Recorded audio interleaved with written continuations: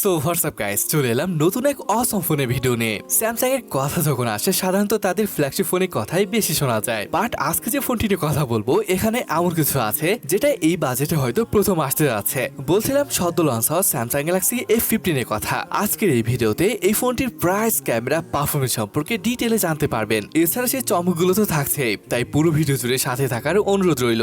আসুন তাহলে শুরু করি আজকের ভিডিওটি।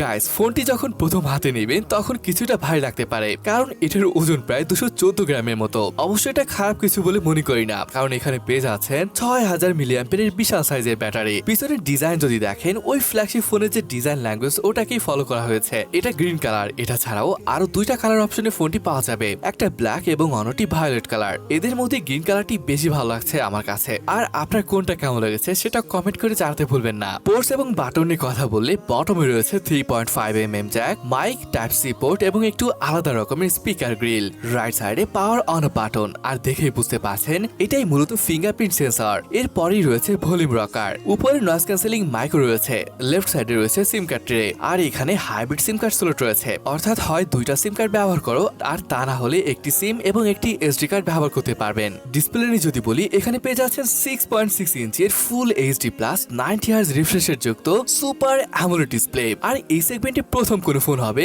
যেখানে সুপার অ্যামোলেড ডিসপ্লে থাকছে। আর স্যামসাং এর ডিসপ্লে কেমন সেটা তো আর বলে বোঝানোর দরকার নেই। নরমালি এটি যে প্রাইসে লঞ্চ হয়েছে এই প্রাইসে সাধারণত সুপার অ্যামোলেড থাকে না। তবে এখানে একটা কথা বলতেই হচ্ছে, হ্যাঁ বুঝলাম অ্যামোলেড প্যানেল, এখান থেকে দুর্দান্ত কালার পাওয়া যায়, দেখতেও বেশ ভালো লাগে। তবে ওয়াটার ড্রপনেস, হ্যাঁ এখানে আপনাকে কম্প্রোমাইজ করতেই হবে। তবে ডিসপ্লে অসম, তাছাড়া বেশ ব্রাইটও বটে। এখানে 800 নিটসে পিক ব্রাইটনেস পেয়ে যাচ্ছেন। তাছাড়া ডিসপ্লেটিতে ভীষণ বুস্টার রয়েছে, অর্থাৎ যখন আপনি সূর্যের আলোর ভিতর থাকবেন তখন ডিসপ্লেটি আরো কিছুটা ব্রাইট হয়ে যায়। তাছাড়া আপনি যখন লো লাইটে ফোনটি দেখছেন তখন চোখের নিরাপত্তার একটা ব্যাপার থাকে, আর তাই চোখের নিরাপত্তা নিশ্চিত করছে GHz সার্টিফিকেট। অলরাইট, এখন আসুন ফোনটির স্পেসিফিকেশন সম্পর্কে কথা বলি। এই ফোনটি এসেছে Mediatek Dimensity 6100+ প্রসেসরের সাথে। এটার দুইটা ভ্যারিয়েন্ট রয়েছে, 4GB RAM এবং 6GB RAM। তবে স্টোরেজ থাকবে 128GB। তার 128GB ভ্যারিয়েন্টের আন্তর্জাতিক স্কোর 3,60,000 মতো আসে। তবে যদি 128GB ভ্যারিয়েন্টটি নেন, ওটার স্কোর 4,10,000 বা 20,000 মতো আসে। আর যদি আপনি এই ফোনটি নিতে চান তাহলে 128GB ভ্যারিয়েন্টটা নেওয়াই ভালো। এখানে LPDDR4X RAM রয়েছে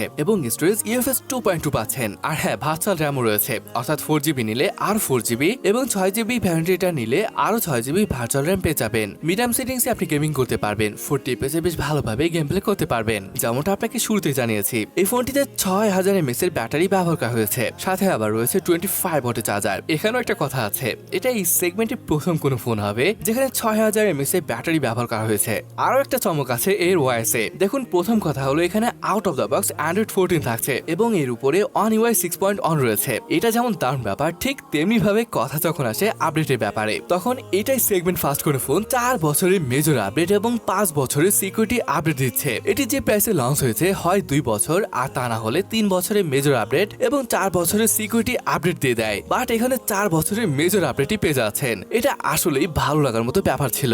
সেন্সর নিয়ে বলি, এখানে সাইড মাউন্টেড ফিঙ্গারপ্রিন্ট সেন্সর রয়েছে, আর ফেস আনলক তো থাকছে, আর এগুলো ভালোভাবে কাজ করছিল। কানেক্টিভিটি নিয়ে বললে 5G, dual 4G VoLTE, Wi-Fi 5 এবং ব্লুটুথ 5.3। এবার আসুন ক্যামেরা সেটআপ নিয়ে কথা বলি। গাইস, এখানে পেয়ে যাচ্ছেন ট্রিপল ক্যামেরা সেটআপ, যার মেইন সেন্সর হিসেবে পেয়ে যাচ্ছেন 50 মেগাপিক্সেলের একটি সেন্সর, সাথে রয়েছে 5 মেগাপিক্সেলের আল্ট্রাওয়াইড এবং একটি 2 মেগাপিক্সেলের ম্যাক্রো সেন্সর। সামনে পেয়ে যাচ্ছেন 13 মেগাপিক্সেলের সেলফি ক্যামেরা। আর কথা যখন আসে ফটো কোয়ালিটির কথা, এর কালার বলেন, শার্পনেস, ডায়নামিক রেঞ্জ সবই ভালো লাগার মতো ছিল। নর্মাল কন্ডিশনে ছবি তো ভালো আসে, ইভেন লো লাইট কন্ডিশনে ভালো ছবি তুলতে পারবেন। আর যদি বলি ভিডিওগ্রাফির কথা, ব্যাক এবং ফ্রন্ট দুই জায়গা দিয়ে ফুল এইচডি 30 fps শুট করতে পারবেন। ওকে, এবার আসুন ফোনটির প্রাইস নিয়ে কথা বলি। এটা ইন্ডিয়ায় লঞ্চ অফারে 12,999 রুপিতে পেয়ে যাবেন। তবে এটার মেইন প্রাইস 15,999 টাকা। এটাকে যদি টাকায় কনভার্ট করি তাহলে দাঁড়াচ্ছে 21,000 টাকার মতো। এই ফোনটির 3-4টা বিষয় অসাধারণ রয়েছে। প্রথম কথা হলো ভাই, Android 14 এর সাথে আবার 4 বছরের মেজর আপডেট, 6000 mAh এর ব্যাটারি, সুপার অ্যামোলেড ডিসপ্লে,